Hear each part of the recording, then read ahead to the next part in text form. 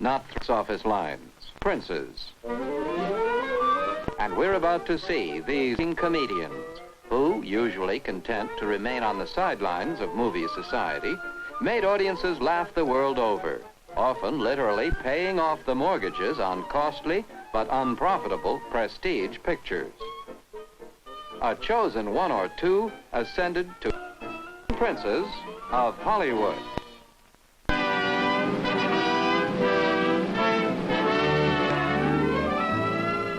The history of the motion picture. A series in which we follow art, its earliest beginnings, the first concept of production, the development of story and spectacle, and the great stars. All a part of the history of the motion picture. Ben Turpin was a clown prince with no pretensions to the throne. He was happy just staying on the fringe of greatness. Audiences loved the pomposity and bravado that he incorporated into such an unprepossessing face and physique. Ben knew that conceit was funniest when deflated.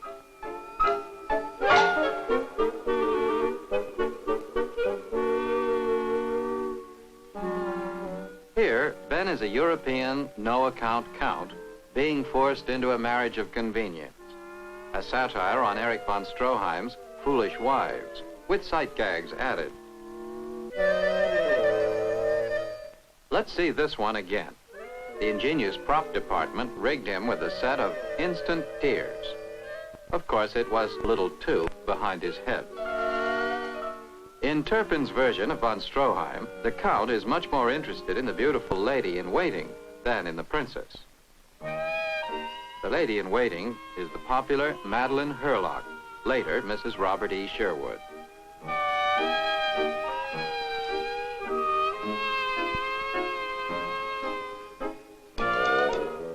A mouse, an unbilled but very necessary performer in many a Senate scene. Peeking from behind the screen, another suitor. Peeking from Ben's blouse, the mouse. Ben thinks she has been overcome by his ardor as the rival makes his challenge.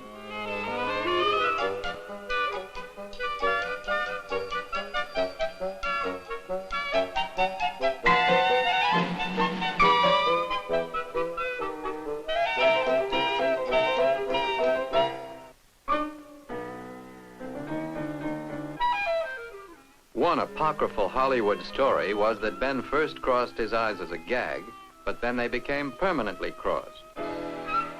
Anyway, as a promotion stunt, the studio took out insurance against their ever straightening out.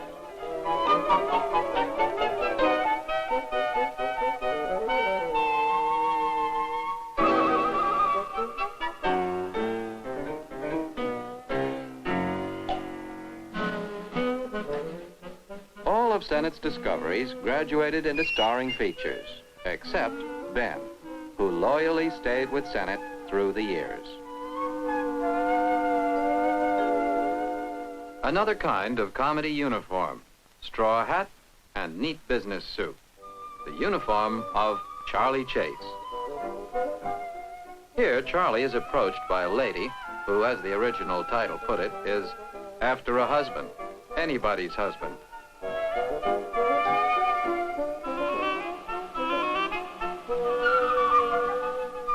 Charlie, of course, is happily married and 100% faithful, hardworking, and of unbesmirched character. Yet he's forever being found in compromising situations like this. Hoping to ditch this young lady in a hurry, but politely, of course, he writes a message to the driver on his shoe.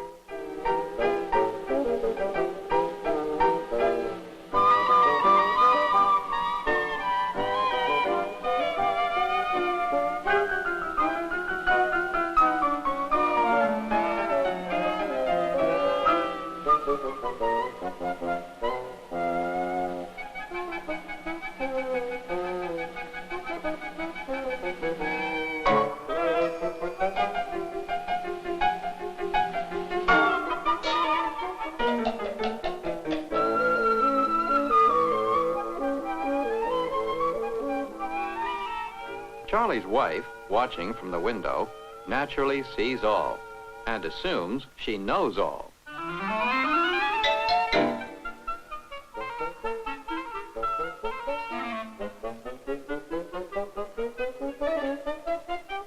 Chase's fort was the farce of misunderstanding and embarrassment, with situations rather than slapstick dominating.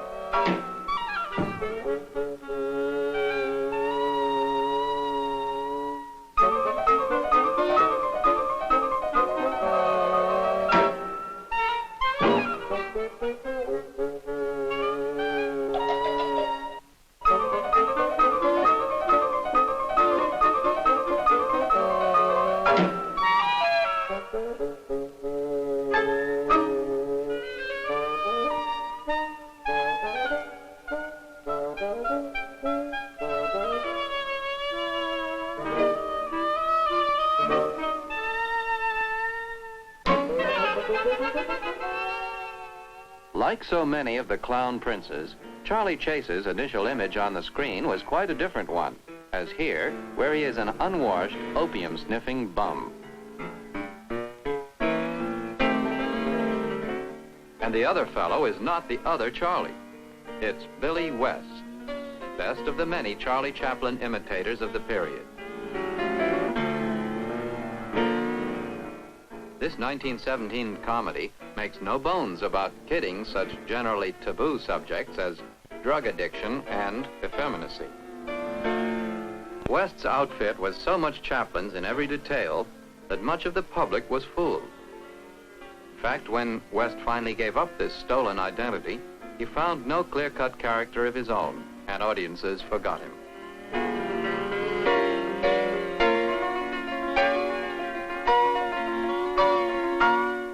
Billy urges Charlie, "Give it up. It's making a wreck of you."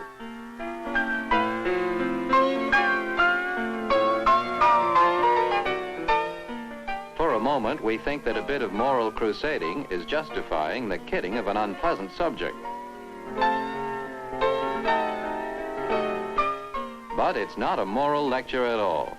Billy wants to try the stuff himself.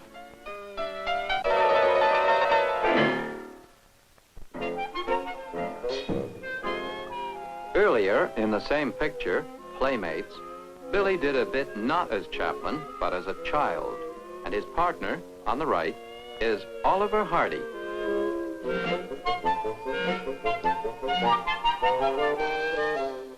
Incidentally, he was to repeat this child routine years later with the same outsized sets in one of his most famous talkies with Stan Laurel, Bratz. Later in the same film, the children, Billy West and Oliver Hardy, are grown up and still scrapping over the same girl. Note Billy's precise Chaplin technique.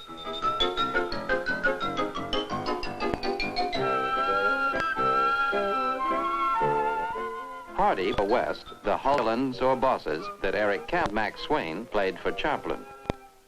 Hardy also played the big heavy for Larry Seaman, one of the smallest comedians of all. Forever chasing and never catching.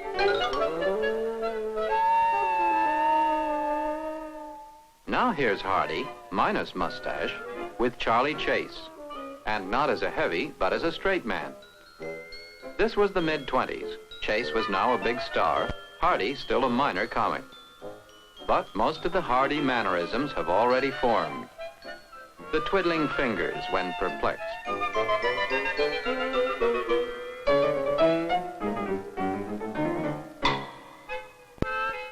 The bullish run.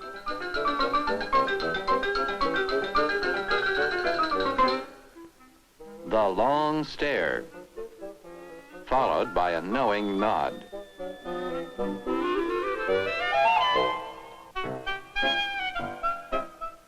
While Hardy was thus occupied, his future teammate, Stan Laurel, had been busy as a writer, comedy director, and star. In roles like this aggressive wise guy salesman, a far cry from the simpleton that was to become his ultimate screen character.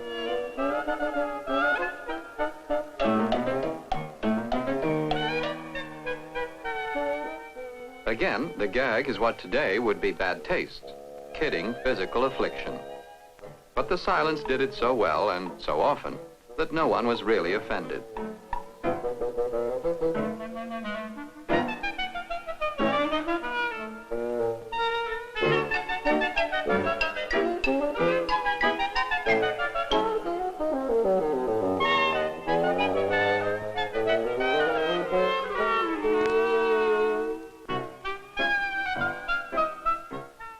Always selling, but never making a sale, Stan tries a new pitch for his product.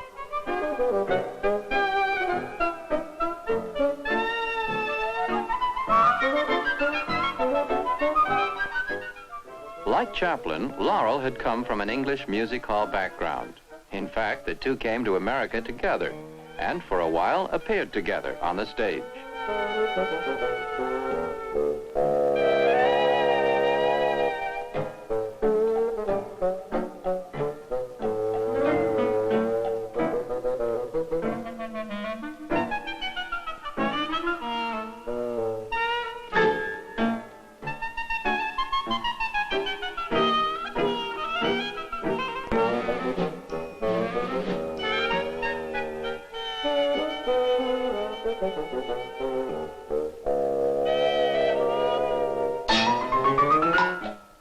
With the customer still unimpressed, Laurel takes revenge in one of those sudden bursts of fury that were to become a trademark of the later Laurel and Hardy comedies.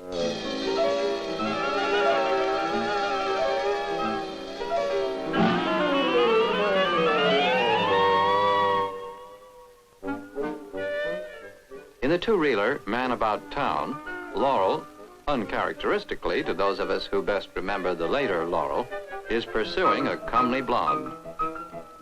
He himself is pursued by an enemy, the civilian, not the cop, who was to plague him throughout the next 20 years, Scotch comedian Jimmy Finlayson.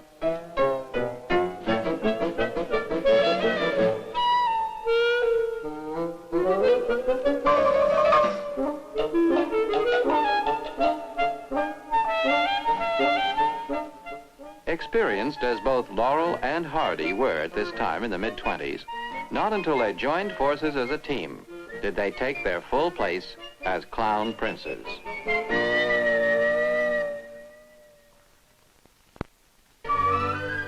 From humble beginnings, Harold Lloyd was to become one of the most popular screen comics. And in the 20s, he was to matriculate from clown prince to royalty and live in a mansion that put many a legitimate palace to shame. Here's Harold in 1917 as a playboy, though not a wealthy one.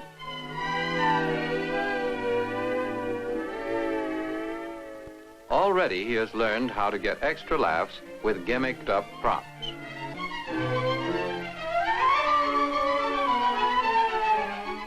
The girl of his dreams, played by Bebe Daniels before she too became a big star, is rich.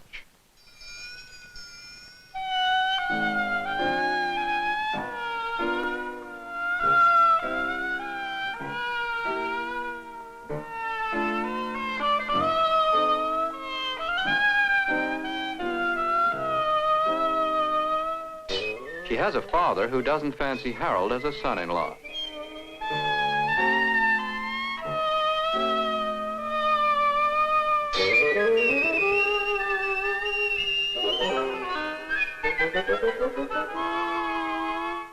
Let's flash back to one of his very first films.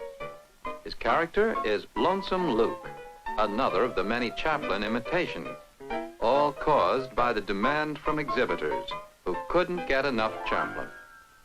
Luke's almost sadistic pranks were pretty much the same as Chaplin's earliest.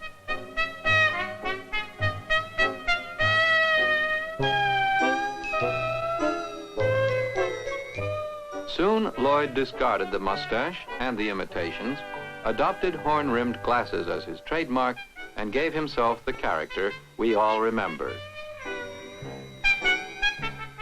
For the new character, he built comedy thrill material, like this session of mayhem with a sinister secret society.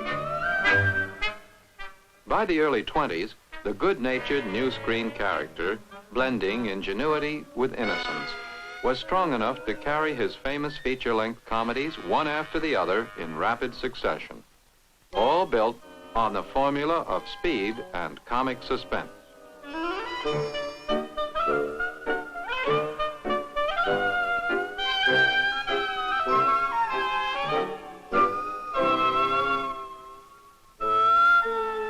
Buster Keaton in jail? No, his girl is just giving him the air. Keaton often started his films with a misleading sight gag. The reason his girl has left him is that he hasn't made himself a business success. So he sets out determined to become one.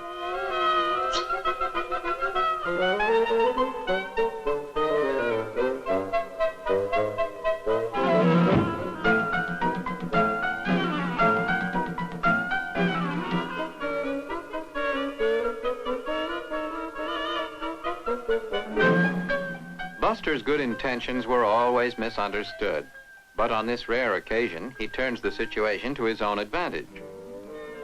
With the exception of Chaplin, his tramp would steal and cheat on the slightest provocation. Most screen comics were scrupulously honest. And even here, Buster didn't really intend to steal. It's as much the other man's pomposity and haste that is his undoing.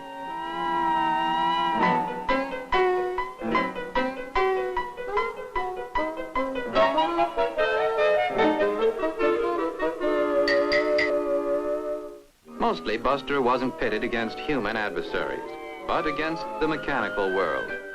Here, having helpfully offered to pin a good luck banner to a balloon, he's unaware that the balloon has suddenly taken flight.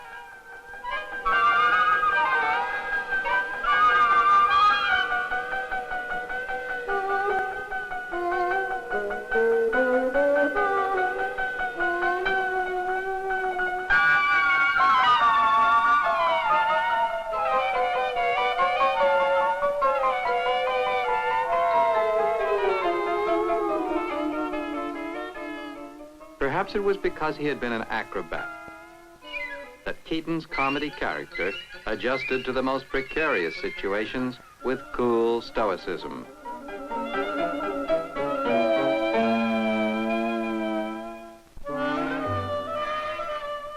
Harry Langdon, in his earliest films, did the kind of adult gags done by the run-of-the-mill Senate comedian.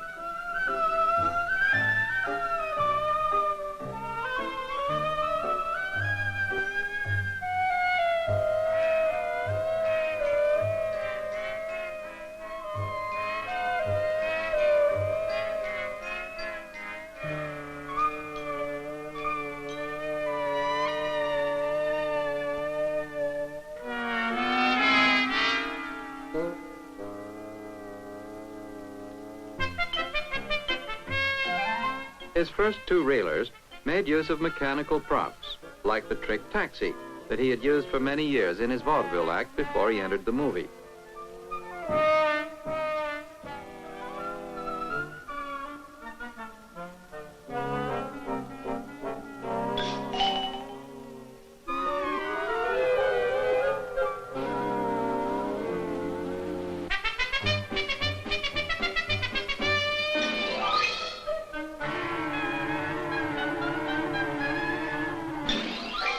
Harry even tried the kind of comedy thrill stunts which were to become rather exclusively Harold Lloyd's.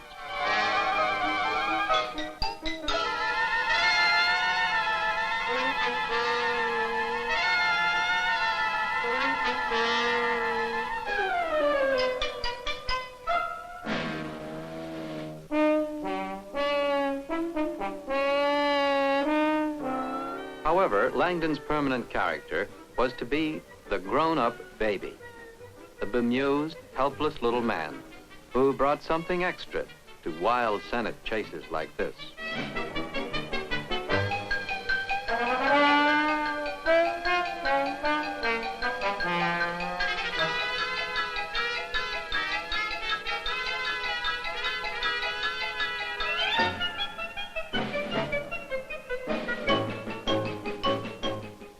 The gentle, pasty-faced Harry so endeared himself to audiences that in the mid-20s he was considered a potential rival of Chaplin. But he tried to do all his own producing, and from then on, his career began to misfire.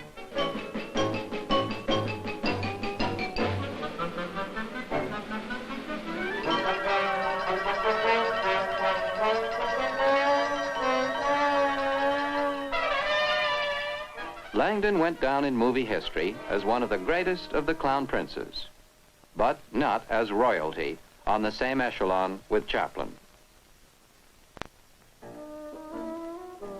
Mixing a cocktail is a fine art, and never more so than when the bartender is Charlie Chaplin. The scene is from one of Charlie's 1917 movies, a period when he hadn't yet moved into features, but when, in the opinion of many critics, he was doing some of his finest work.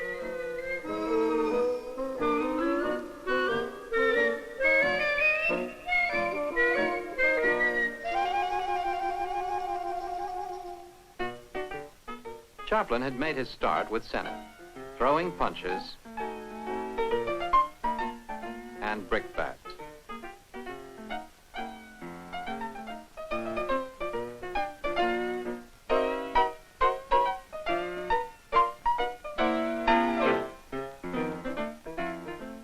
But Chaplin-esque subtleties were already weaving their way in.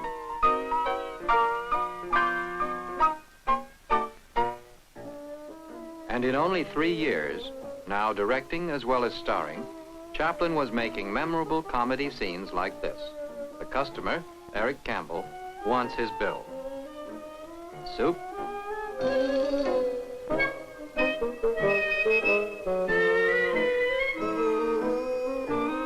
Spaghetti.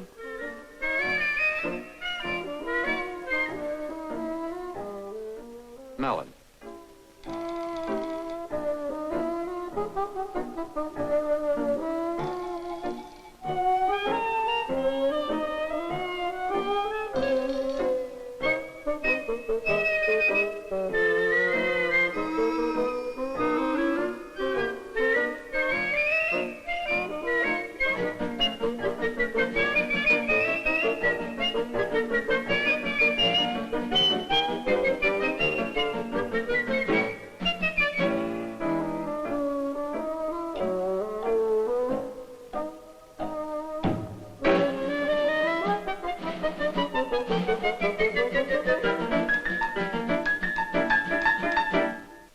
Quitting time. And like Harold Lloyd, he checks his clothes in the oven.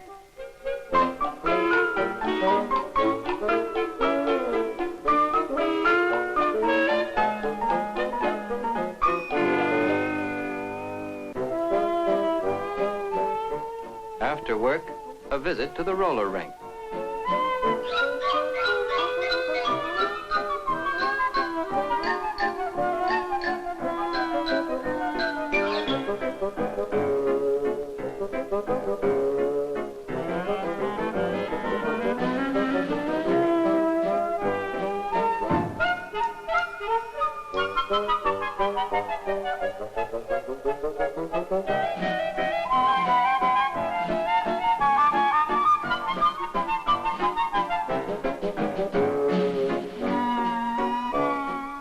Inevitably, Eric Campbell, the customer in the restaurant, turns out to be a client of the rink.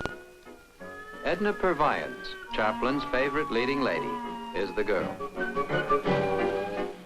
Slapstick, of course, even including tripping with a cane the way Lloyd did as Lonesome Lou.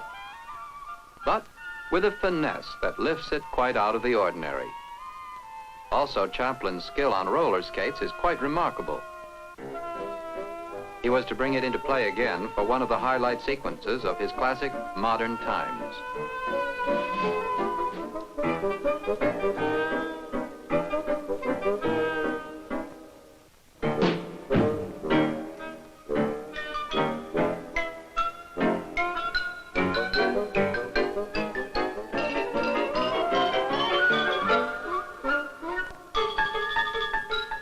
Although his biggest films were still ahead of him, Chaplin was already rich and his own producer, with his own retinue of comedians, proving that in Hollywood, a clown prince could become a king, not through revolution or succession, but through the laughter of millions.